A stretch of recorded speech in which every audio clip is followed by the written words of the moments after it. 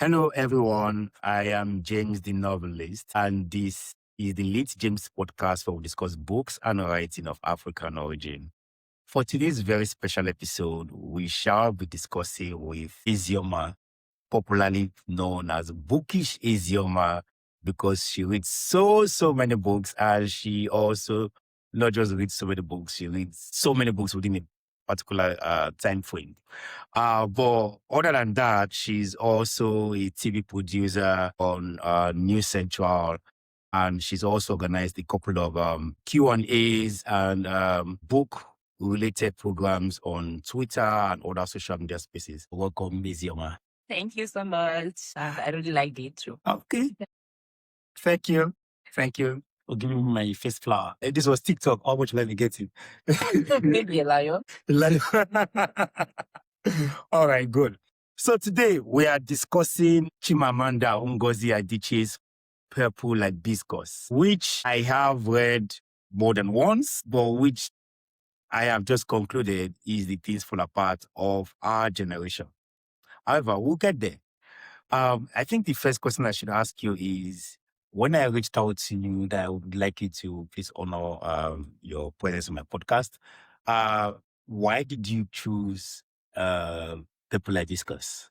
Okay, so Purple Hibiscus is one book that I know that if you wake me up by 3 a.m., if you wake me up by 2 a.m., I will be able to narrate the plot to you because I've read it so many times. And it's just a book that shaped my childhood. You know, I read this book when I was 13. And for a 13-year-old girl in secondary school in Enugu, I felt so seen. Because prior to that time, I've read a lot of books, lantern books or maybe books set in pre-colonial Nigeria, pre-colonial Igbo society, like Things Fall Apart. But I have not read like a contemporary book about a girl living in Enugu, a Catholic girl. I am a Catholic. I felt so seen. It felt so relatable. I was immersed in the story. It shaped my childhood. So from the top of my head, anytime, any day, Purple Hibiscus. Okay. All right. I think that's a very valid reason to want to discuss a Purple Hibiscus anywhere, anytime. So you've read this book several times. Okay, so this book it follows the life of Kambili Achike, a 15-year-old girl that is navigating her life with her brother and her family. She is a very troubled girl, living in a troubled family. Her father, Eugene Achike, is a religious fanatic, a Catholic fanatic, and an abusive father. So she is trying to navigate her life in this restrictive environment, and she doesn't know what life is outside this restrictive environment. Like just like in school, they taught us about Plato's allegory of the cave. So the people in the cave, they only know that cave as the only existence. So when she moves outside the cave, when she goes to Osaka to live with Auntie Forma and her cousins, she now realizes that there's so much to life more than this cave, and she begins to experience other new things. And so this book is just a story that opens our eyes to the ills of the society that we might not know. Because prior to reading this book, I didn't know that parents could be abusive. I didn't know so much about religious fanaticism. And it is set in the backdrop of, a political crisis happening in Nigeria at the time. And it also opens our eyes to so many realities, like children that have never known love, that do not know what love is, and how these children go to seek love outside when they are given a little opportunity. So you just see the world from Kambili's eyes, which can be at times annoying because Kambili, she's a shy and annoying girl, but it just opens our eyes to so many things that we might not know at once. I think I like that allusion to Plato's allegory of the cave. I've never actually seen the book from that angle before. That was a very good one. So I think of the opening paragraph of this book a lot. I think of how it started with its reference to things started to fall apart at home when my brother Jaja did not go to communion, and Papa flung his heavy missile across the room and broke the figurines and the etagere. I think this is the tasteful part of our generation for two reasons. Primarily, it for how it first of all dissects Catholic colonialism in a way, and then Catholicism, which is also, form colonialism, but also in the cultural reset that it gave Nigerian literature. Because to be fair, after the first two giants of Achebe and Shoyinka, our writing or our writers didn't get much traction for almost 50 years, despite Ben Okri's greatness, and book up wise. Until Chimamanda came to the scene with Purple Hibiscus. Do you think she knew she was the next big thing when she set out with that opening sentence? Yeah, I think she knew because I've read so many things about her. I've watched so many interviews. And there's this particular interview of when she was talking about Purple Hibiscus, that it was rejected so many times before someone finally gave her a chance. And growing up in Nsukka, I think she grew up in the same environment, in the same area, on the same compound, I can't remember now, but the same environment as Chinua Achebe. So I think she just knew that it was her time to shine. I think she just knew because I think great people, even though they are not sure of how this greatness is going to happen, they just know within themselves that, oh, this is my time, I'm going to shine now. And I like the fact that she started this book with Things Started to Fall Apart, alluding the great book, Things Fall Apart. I think she knew she was going to be the next big thing, and she is the big thing. She is, yes. In this book, yes, it was just like a cultural reset. It's a contemporary book. It was very relatable because Nigeria, we are so diverse. We have so many tribes, so many languages. But like our childhood experiences were sort of alike, similar. Yeah. There is no original experience. What you think that, oh, I'm the only person that experienced this. Other people experienced it as well. So it's a coming of age book. And many people read it when they were in their teenage years. I wrote my WAEC. It was one of my literature texts. I just think that it just opened the door for many contemporary writers, Nigerian writers. Because Purple Hibiscus was such a movement. Yeah, I agree. Yeah. Yes. In fact, first of all, the law is that she grew up in the same house. Yes, actually. Yeah, so they moved into the house after Achebe had moved out of it. Yeah, in the way backwards. And secondly, Purple Hibiscus is the only book I've seen on the cover of a trailer. I think when it first came out, maybe around 2003 or so. Yeah. It was on the cover of a trailer in Ocean. I remember that day very clearly. I was coming back from school, I think. And I saw it very clearly. It was being advertised. And I've never seen any book ever in my life that was being marketed on a trailer. Yeah. So yeah, that's just want to put that out there. So this book, I would say, has multiple central characters. Clearly, Kambele is the one telling the story, but we can also see Eugene Haddad as a central character of this. Or we can see Jaja, her brother, as a sort of semi-central character. Ifeoma clearly central. Amaka, Father Amadi, clearly Kambele's grandfather. Having read this book more than once, did any characters change for you? Does reading it expose things that you did not first notice as a 13-year-old, Well, let me start with Kambili. First of all, when I read this book for the first few times, I hated her. She's not likable. She's a likable character. She's very annoying. She's shy, and I can remember when she's in Nsukka and Amaka's friends come to visit her, and then she's just staring at them when they asked her about her hair. Oh my God, your hair length is nice and all, and she just looking. And then Amaka tells Auntie Foma, oh, she behaved like an atom when my friends. I can never forget that line. So reading this book at the time, I just saw her as an actual that's she like a very stupid person. But then I realized that a lot of things have to be put into perspective when judging someone. First of all, she is living in this very huge apartment, this huge house. They are very rich. The father, the mother, her and the brother. And everything is segmented. Everything is regimented. Everything is planned. They have a schedule for everything. And they are not allowed to mingle with the outside world. Even in school, she's not allowed to have friends. Nobody is allowed to visit her. So her knowledge about everything is limited. Her knowledge about love is skewed. She doesn't even know what love is. So when she visits her auntie in Osaka, the sprinkle of love that she gets from Father Abadi, she falls in love because she thinks that, oh my God, this must be it. And it must be very hard. It must be very difficult to grow up in a place without love. Yeah. It is very difficult. I have never been in her position, so I will not understand. So, but growing up and reading this, I'm starting to feel a sort of pity for her because her life is very pathetic.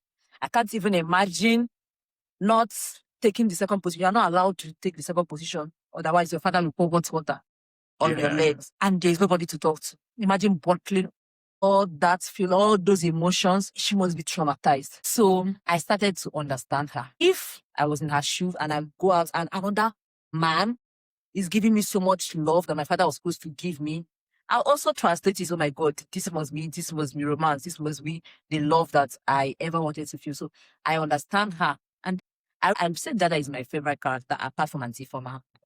I like Jaja because he is a symbol of radicalization, and I'll also say he's a symbol of rebellion. He rebels after going to Soka. So Soka is just like the turning point in your life. Yeah. So Jaja, I also understand Jaja because if you don't know that something is missing in your life, you don't even know that you're missing something. If you don't know that something exists, you don't know that you're missing something. And then when they go to Soka and they experience, there's a part where Jaja says in the book that even Obiora is younger than me, but he protects his mother. So I have to protect my own mother. Because prior to the visit to Nsukka, he does not even know anything about protection. So I started to understand because when I was reading this book, I'm like, oh my God, yes, I'm happy. Oh, Jaja is giving it to his father. But it would have taken a lot for him. And I also questioning his character. Why would you go to jail for your mother? Yeah. Well, but now I understand he just wants to do something. He feels like he has failed his mother. He has been watching by the side as his father maltreats and abuses the mother, and he has not done anything. So going to jail for his mother, he just, at least for once in my life, let me not be on the sidelines, let me do something. So I understand that dynamic about his character. Then coming to Eugene is the most hated, the villain. Everybody hates Eugene Achike. I hated him so much, so passionately. But now, I will not say I don't hate him still, but like coming from, I just want to play devil's advocate. Okay, Eugene is a villain, yes, granted, everybody knows that. But he grew up in a house with Auntie Forma, with Papa Nuku, and both of them are just two contrasts, two opposites. Auntie Forma is warm, lively, fun, forgiving, sweet, and Eugene is the exact opposite. What's retro? So in the course of reading this book, there's a part that Papa Nuku is regretting sending him to the missionary. So now what happened in the missionary house? And growing up, I thought about that. Eugene might not really be that bad as a boy. He might just be a victim of circumstance, victim of trauma. Nobody knows because it's just nobody gave us the backstory of what happened in the missionary house. Nobody knows the amount of trauma that he had to endure in the missionary house. Like pouring hot water on his daughter's legs. Maybe he had to endure it all his life while he was in the missionary. And then he now thinks to himself that, oh, this is the right way. Maybe the missionary people, they were always telling him that, I'm just training you. So nobody is born that wicked. So for him to do that to his children, and he always cries after that. I am not excusing his abuse. He's a very abusive person. I'm just trying to understand where he's coming from, where that trauma is coming from. So maybe he was also a victim of. We didn't get to see the book from this lens. It was from Camille's lens. So everything we are judging is from Camille's lens. Then the mother, Beatrice, I used to think, oh my God, you're such a big woman. How dare you stay and endure this? And I'm forgetting the most important part. People judge the victims. Why didn't you leave? Up till now, people still judge them. You could have just left. Like, it's very easy for you to just up and leave. No. In the era that this book is set in, children is very significant. You have to have a lot of children for your husband. There's a place that Beatrice tells Camille that, do you know how many women are throwing themselves on your father, but he still chooses us. He still chooses to be with us. And I can't even have other children, many children for him. Maybe that is her thoughts. This is his way of showing me love. He still chooses me. And many women are still like that. Oh, he still comes back to us every other night. He still chooses us. So I understand it is not easy. especially when you don't have your own agency as a Yeah. human, Yeah. you are dependent on this man for everything. Yeah. So the way they portray her, a timid, shy woman. So many of the characters, as I am reading them, I am seeing a lot of new things, and I am like using my adult brain to like understand that at the end of the day, literature is just a reflection of reality. People are like this. If I'm in this situation, I don't know what I'm going to do. Yeah. But it's very easy for you to judge a situation that you've not been in, you understand? So yes, these are the ways that the characters have changed for me over time.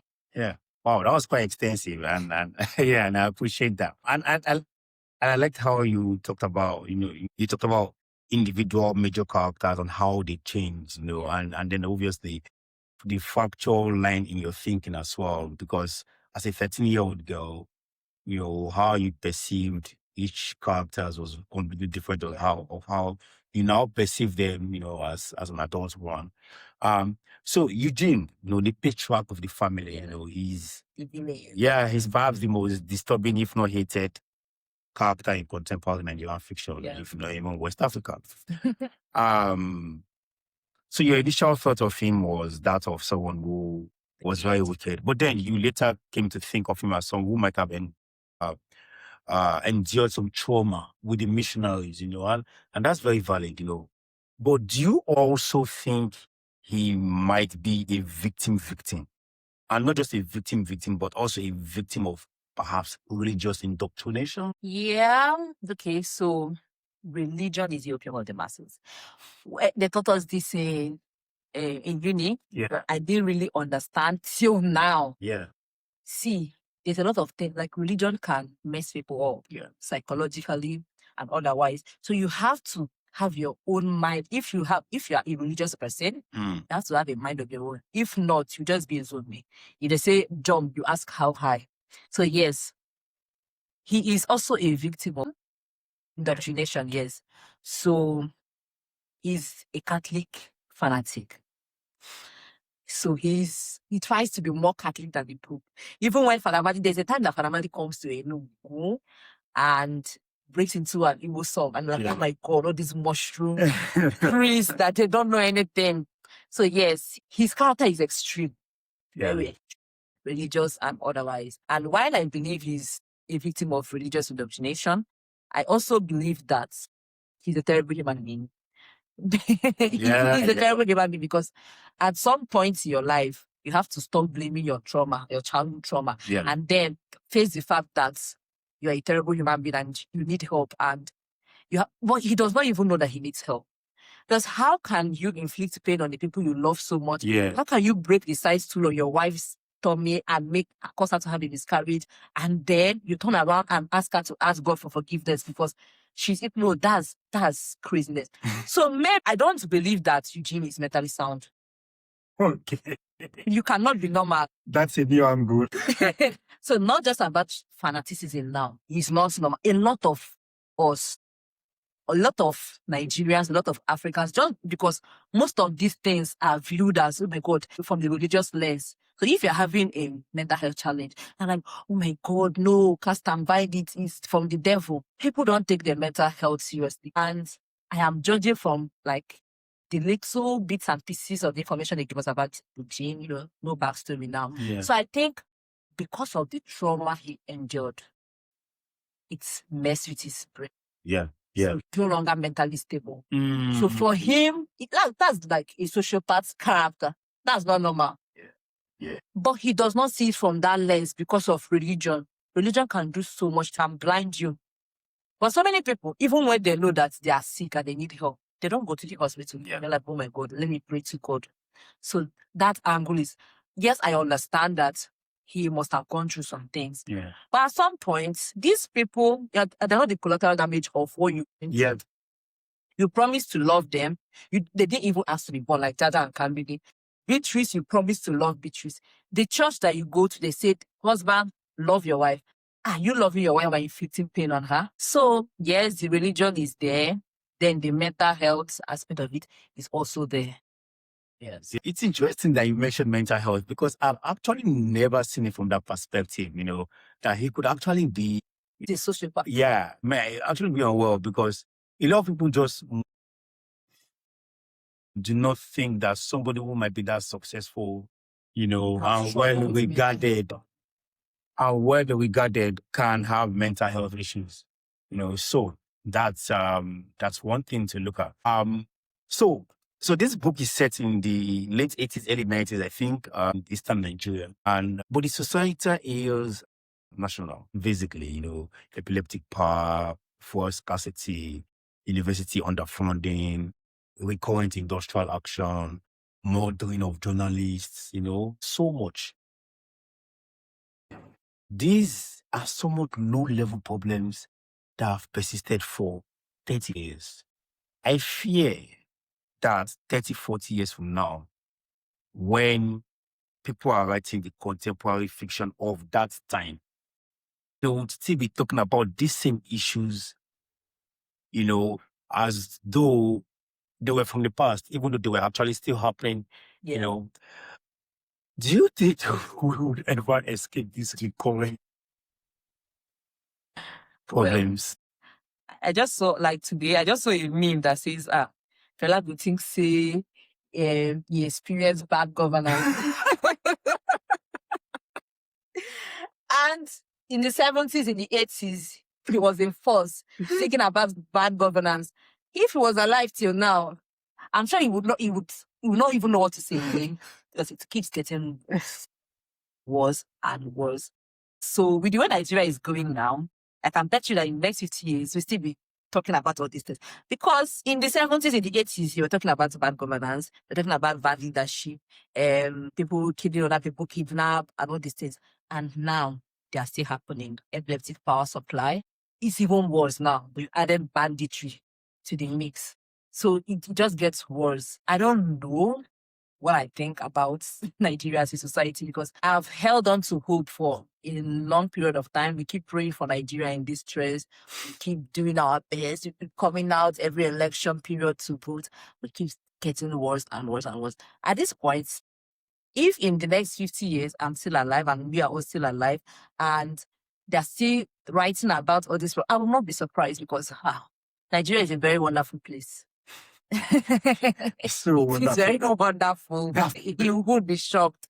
And even when they sang Nigeria Jaga Jaga, Nigeria was still good. I just keep getting worse. I don't know. I really don't know. They say that fiction imitates life. Yes. Oh, I think it's the other way around for Nigeria. Nigeria beats all imagination. Like, you can't even predict the next thing that is going to happen. Like, you can't. It's just a very wonderful country. Well, talking about wonder, or to borrow the word wonderful, Auntie Former is a wonderful person. Yes. But she reminds me of Ajanipu in Flora Wapa's info video, because she's discharging a lot of electricity across the page. That's the way I see her, and that's the way I saw Ajanipu when I was reading the full as well. As she confronts the patriarchy, Ajanipu did the same thing. She broke a fool's husband's head, And Tifima performs a less rigorous type of Catholicism. Like you said, she's sweet, she's warm, What is it about her that works so well as a contrast to Eugene? And do you think that Chimamanda was perhaps making a deliberate argument about how Igbo women, and by extension African women, should be? Okay. She using Atifoma as a model. Yeah, definitely. Chimamanda is the feminist, so there is always a little bit of feminism, or a major bit part of feminism in her books. So yes, Atifoma she's a fictional character, but she's the kind of woman that I want to be. So Atifoma is a widow, first of all. Yeah. But you know how widows are perceived, especially in the East. You are nothing without your husband. Once your husband is dead, everything is gone for you. But I think that's part of her, that widowhood part of her, is what Chimamanda is trying to tell us, that you can still lose your husband and still be whole, and still be joyful, and still just be whole, just be your own agency as a woman. So that's very symbolic, losing the husband. And she's a lecturer. She's juggling between being a mother, being a lecturer, training her children, providing for her family, and then doing everything all by herself. Even though Eugene is very rich, she can easily ask Eugene for money, but she does not depend on Eugene. she is a strong woman. She's a hardworking woman. So she is a direct contrast to Eugene because both of them are Catholics. Both of them grew from the same environment. But she doesn't let this Catholicism or this religion to cloud her judgment. She still goes home to her village and she still enjoys the traditional, like the masquerade dance and everything. So it's also symbolic in a way that Chimamanda is trying to tell me that you can give to Caesar what belongs to Caesar. You can be a Christian and you can also still enjoy your culture and your tradition. One should not override the other just because you're a Christian. And Eugene is very extreme. I'm a Christian. Every other thing apart from Christianity is hidden. But no. Auntie Forma just enjoys herself and she gives her children freedom because her children are rebellious. They question the system because they see their mother questioning the system. You can see the way even in all these protests at the school of Auntie Forma has a voice. So especially Amaka does not want to use an English name for her confirmation. It's a simple rebellion, resistance, asking questions. Why must I use an English name? I am an Igbo person. What's wrong with using Amaka or Chiamaka for my confirmation name? And it's because of the foundation. If the foundation is faulty, the entire house will be faulty. For Eugene, the foundation is already faulty. So these children, they grew up without having a voice, without even knowing that they have a voice to start with. But Auntie Forma gives her children this platform to express themselves. That is why these people don't even have God. Because imagine they are very protected away from the society with all their money and everything. But these people, they have less resources, but they still enjoy their life. They are still happy. They still tell folklores in the night. They are one happy family. And I like Auntie Forma's character so much because she calls out anybody that needs to be called out. In the book, we see that she and Eugene, that previously they were fighting, they were not in talking terms because of the father. Yeah. Because Eugene refuses to have anything to do with their father. She tells you the truth to your face. Even when the father dies and Eugene is saying that, oh, we have a Catholic burial for him. Say, no, we are not going to do that. So I think she's a very resilient, outspoken, hardworking woman, strong woman. And it shows you that you can be religious if you choose to. You can be Christian. You can practice whatever religion you choose to. And you can also be human. Yeah. You can also enjoy your tradition. You are not a hidden. What's even that? With your tradition, it's your culture. So I think Auntie Forma's character is very central to the progression of this book because it shows that even as women, you don't have to lose your entire being just because you lose your husband. You can still do things. You can still take care of your children, even with the little you have. And you don't have to shrivel or shrink in the face of the system. Yeah. Yeah. I like how you started with saying that you can lose your husband and still be whole. Yes. And still have full agency. Yes. And in fact, that's actually the whole point of Ifuru as well. Yeah. Yeah, that's the end of Ifuru, for instance. She's in her bed, I think. She's having that dream where one Mary comes back to her and she's feeling so fulfilled without a husband or without a child. And she doesn't think that she wants to go back to that life that she had with a husband and a child because she's self-sufficient in the new woman that she has become. So the biggest turning point in this book to me was when, obviously, we all know, can't believe visits Auntie Forma's house and realizes that life can be completely different. Like you said, people can enjoy small things, little things, and be happy, like the ending of a book called The Movable Feast told us. When you first read it, was there a specific moment in Nsukka where you felt maybe Kambili's worldview started to crack, or change, or was it just a series of events that you felt led to that? Let me even tell you a little secret. I went to University of Nigeria because of this book. So there is this part of the book that when they are going to Nsukka for the first time, that Kevin is the driver and they see the signboard to restore the dignity of man. That's UNN signboard. Yeah. And Jaja thinks that they've reached the university. Yeah. But they've not reached the university. That's P Junction. So when I went to Red Postier, I was looking out for that place. And when I saw it, I was so happy. I was like, oh my God, I read this part, this book, and I'm experiencing it. And because the way Chimamanda describes Nsukka, she makes it feel like heaven. She describes it so beautiful, and I was like, oh my God, I was going to go to this school. I'm going to go to this school. So I went to UNM because of it. So Nsukka is just like the turning point for both of them in this book, because that's where everything begins to change. And it was when they came back that things started to fall apart. Yeah. So I think going to Nsukka and living a life outside of that dead shell. They even come to Nsukka with their schedule. And Antiphon was like, what is this? This is my house. They even have like bedtime, a story time with the cousins. No. So they begin to experience a life free of schedules, like a life that you are free to air your opinions, you are free to experience new things. That even in the night, they are still watching soap operas and they're eating corn and bay, they're gisting, they're laughing. In Antiphon's house, there's a lot of laughter. There's a lot of noise. That is a direct contrast to the house in Enugu. There is no laughter. There is no noise. It's very solemn, like a graveyard.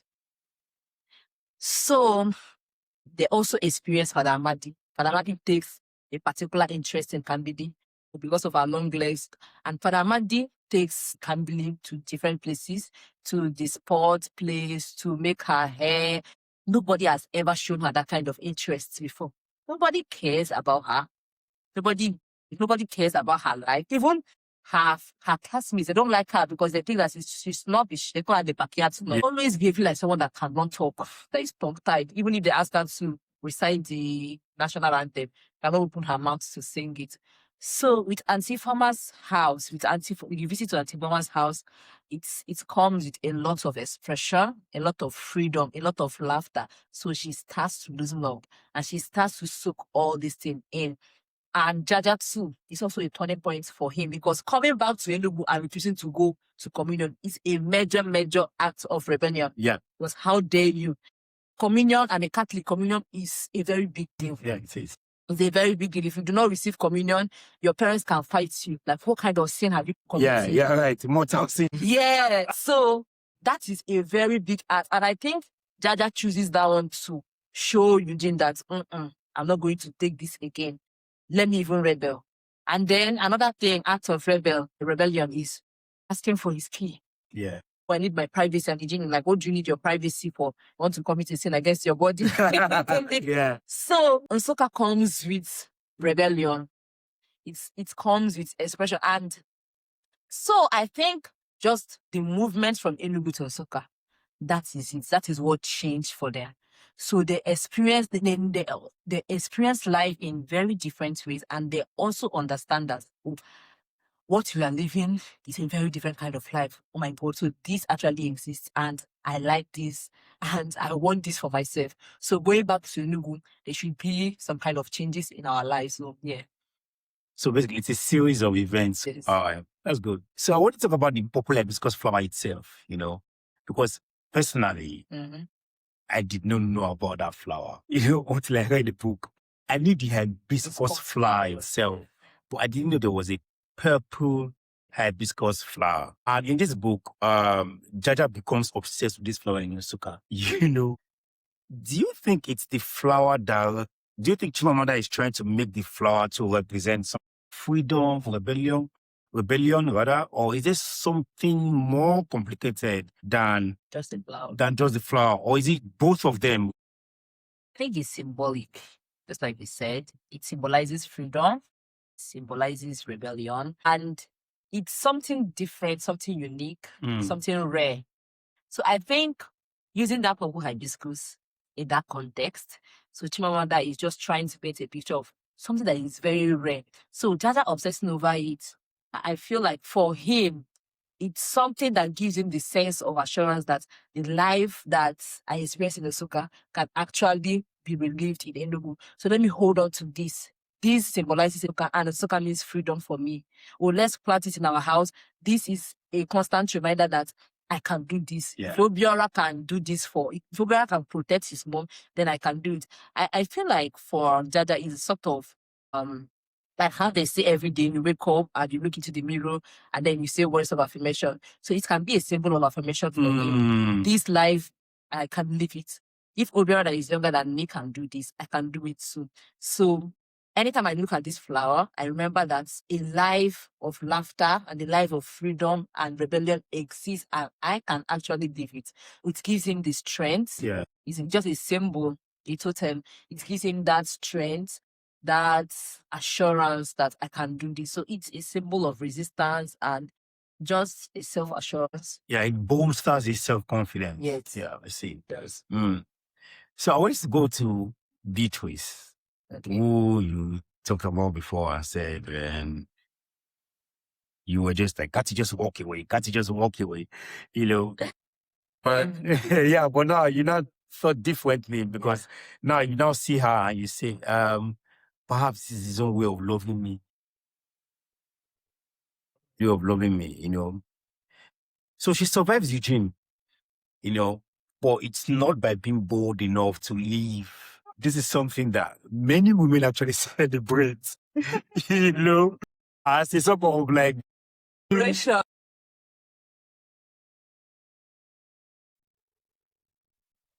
Was she a coward? And was there no other way out for her, you know, than poisoning, you know, her husband? I don't think she's a coward because it takes strength and courage to be able to poison a human being Slowly. So I think every single time Eugene abuses her, she becomes strengthened in her resolve to deal with Eugene. Like, there are some people that you just underestimate their power. We never saw it coming in this book. Everybody, no, I did not see it coming. Beatrice, the weak, limping woman, nobody saw it coming. And I think Chimamanda just used that to tell us that don't underestimate anybody. Yeah. You might be thinking, oh, this person is weak. At the end of the day, Eugene, the powerful and strong, mighty Eugene, died the hands of a weak Beatrice. So the oppressed, if you keep oppressing the oppressed, one day they will stand. And it's not just a day that would help them stand. It keeps happening over time, gradually. First of all, they might think that, oh, it's a way of showing me love. They might be making excuses for them. But as the days, weeks, months, years roll by, they start to develop thick skin. They start to understand that this is not love. Yeah. They start to hate you. And when the hatred comes in, little by little, it keeps growing. It keeps growing. By the time it grows to a full-blown hatred, rather, you cannot stop it. As it will become a movement, you cannot stop it any longer.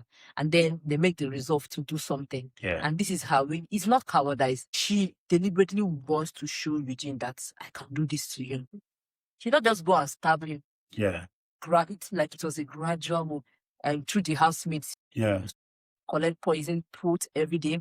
And what they didn't tell us in the book was how this poison affects Eugene.